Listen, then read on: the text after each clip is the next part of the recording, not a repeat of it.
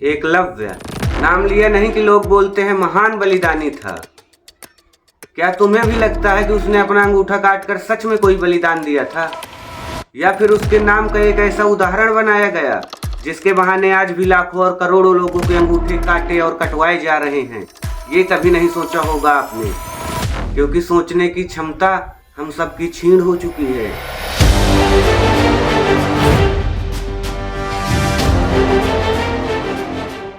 ये सिर्फ कहानी नहीं है, ये इतिहास की सबसे बड़ी धोखाधड़ी है जिसे गुरु भक्ति के नाम पर बेचा गया और आपने खरीदा बिना सवाल किए।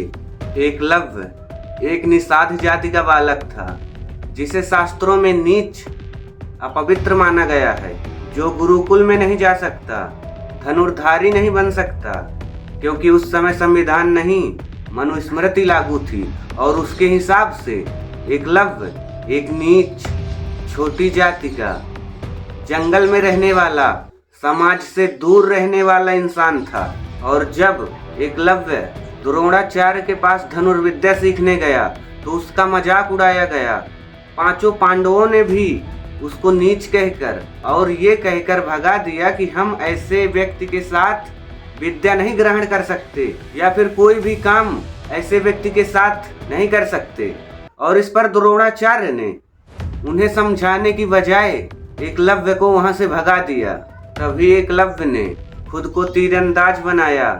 एक मिट्टी की मूर्ति को द्रोण मानकर बिना किसी गुरु, बिना संसाधन वो इतना निपुण हो गया कि एकलव्य अर्जुन से भी अच्छा धनुर्धारी बन गया। लेकिन जब द्रोण को ये बात पता चली तो उन्हें डर लगा। डर इस बात का नहीं कि एकलव्य एक अच्छा धनुर्धारी बन रहा है, उन्हें डर इस बात का लगा कि उनका सबसे प्रिय शिष्य अर्जुन उससे पीछे न रह जाए, उसकी चमक न कम पड़ जाए। तो फिर द्रोणाचार्य ने गुरु का चोला पहनकर एकलव्य से उसका अंगूठा मांगने चले, समझिए आप। और फिर राजनीति का खेल खेला, जिसे आज पॉलिटिक्स, आज भी राजनीति कहते हैं। और फिर द्रोणाचार्य ने एकलव्य से कहा, मुझे गुरु दक्षिणा में तुम्हारा दाहिना अंगूठा चाहिए।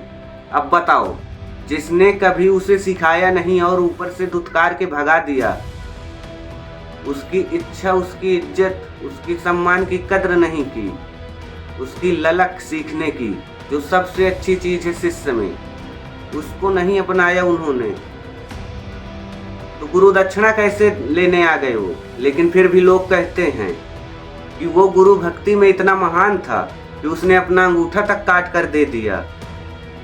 लेकिन मैं कहता हूँ, उस दिन एकलव्य तो नहीं मरा, लेकिन मारे गए मेरे और आप जैसे लाखों और करोड़ों लोग, जिन्होंने ये भक्ति देखकर सवाल पूछना ही बंद कर दिया। और वैसे भी पाप बताया जाता है सवाल पूछने का मतलब। एकलव्य की सबसे बड़ी भूल ये थी कि उसने अन्याय को भक्ति समझ लिया, और वो कोई इज्जत की बात नहीं। उसने जो किया वो हजारों सालों तक आने वाली पीढ़ियों के लिए जंजीरें बनने वाली थीं। एकलव्य को पूछना चाहिए था कि आप वही गुरु हैं ना जिसने मुझे अपमानित करके भगा दिया था, और आपने मेरी सीखने की भूख, मेरी लगन नहीं देखी, बल्कि देखी तो मेरी जाति, और आप मुझसे गुरु दक्षिणा मांगने आ गए। आपको तो इस बात का आभारी होना चाहिए कि मैंने आपको अपना गुरु माना, इतना होने के बाद भी आपको पूजा, और आप मेरा पूरा भविष्य मांगने आ गए। और वो भी उनके लिए जिन्होंने मेरा मजाक उड़ाया था, जिन्होंने मुझ पर हंसा था। लेकिन उसने कभी ऐसा नहीं पूछा, उसने सीधा अपना अंगूठा काट दिया। और उसे ये भी बताना चाहिए बिना डर के कि आपने मुझे कभी शिष्य समझा ही नहीं, फिर कैसे गुरु दक्षिणा गुरुदेव? और उसको थोड़ा ये भी बताना चाहिए कि आपको तो राजाओं के बेटों से अच्छी गुरु दक्षिणा मिल सकती है। उनके पिता राजा हैं, सम्राट हैं, तो वो तुम्हें कुछ भी दे सकते हैं। लेकिन उसने कुछ भी ऐसा नहीं कहा, और बल्कि बात यही थी, लालच, सत्ता और सम्मान का डर।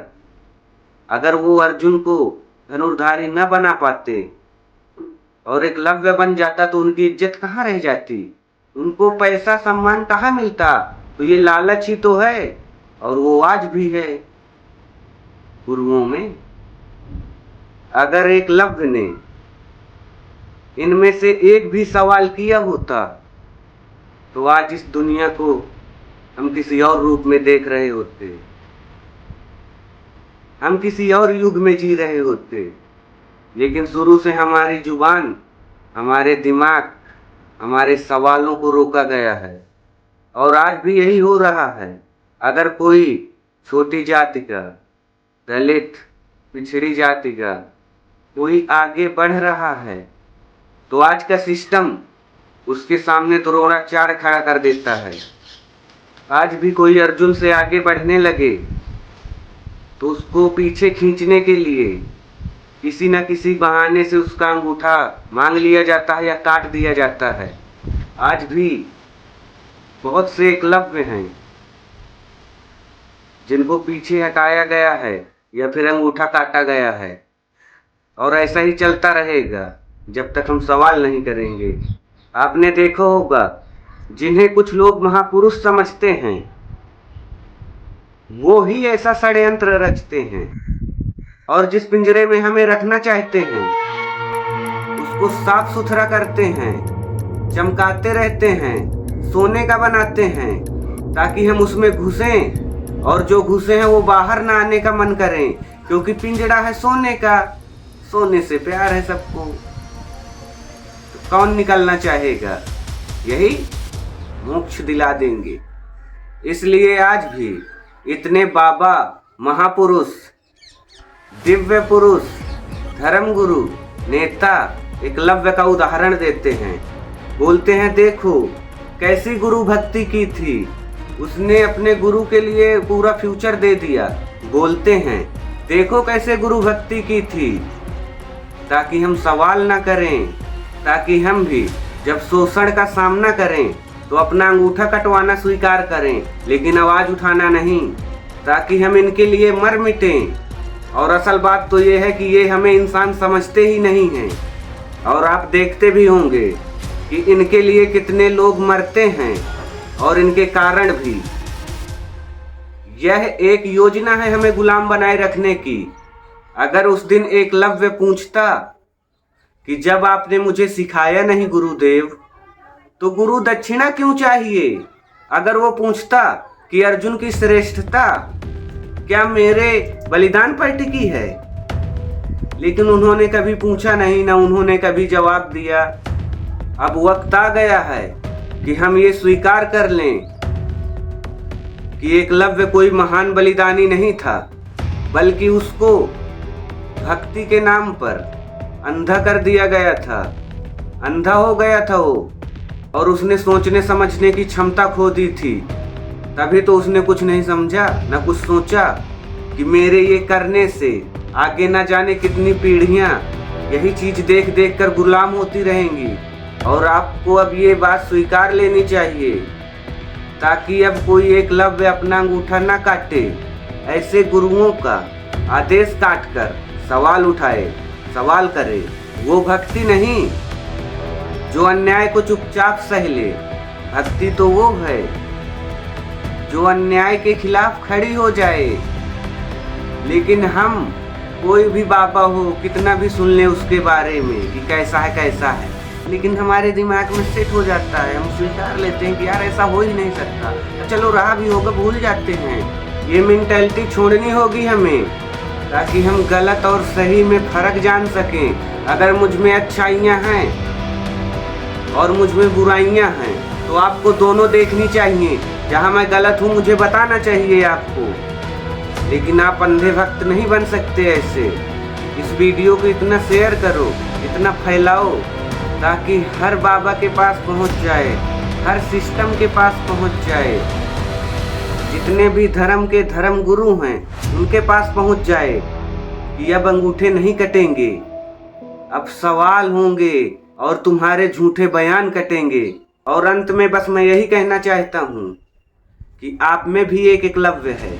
आपको ऐसे गुरुओं की जरूरत नहीं है जो आपकी आत्मा को मार दे, आपकी आत्मा को छीन ले, आपसे सवाल पूछने का हक छीन ले, आपसे सोचने का हक छीन ले, आपको एक इंसानी मशीन बना दे, रिमोट कंट्रोल मशीन बना दे, वो अपने इशारों पे नचाए और तुम नाचो। ये इंसानियत नहीं है। इंसान के पास सबसे कीमती चीज है चेतना, सोच समझ, जो पृथ्वी में किसी के पास नहीं है, लेकिन हमने उसे ही मार दिया है। गुरु वो नहीं जो तुम्हें दबा दे, गुरु तो वो है जो तुम्हें तुम तक पहुंचा दे। और गुरु का फर्ज भी है यही, लेकिन द्रोणाचार्य ने गुरु और शिष्य के नाम का रिश्ता अपवित्र किया, अपमानित किया, और फिर भी गुरु दक्षिणा मांगने चले गए। उनको लालच थी, सत्ता की भूख थी।